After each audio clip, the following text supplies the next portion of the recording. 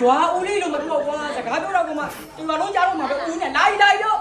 အမွေးရဟဲ့အမလေးအမွေးရဟာကြောက်လိုက်တာတော့ဟာ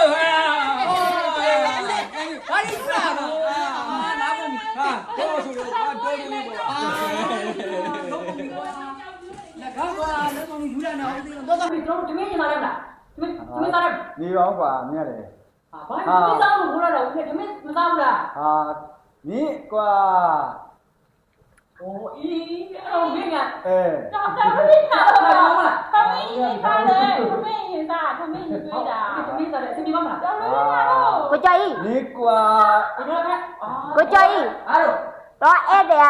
ဟိုမဖြစ်သေးဘူးတော့ကဲဖြစ်နေတော့ ဒီတော့ဘာကပြောတယ်အခုဒီကျွန်တော်မင်းတော့ပြောမလို့လေတော့ပြန်တော့ကားရင်စားပြန်မှာအခုဒီလိုပြောတာမဟုတ်ဘူး ပြီးတာပဲတော့ဒီနေ့တည့်ရက်ပေးရမယ်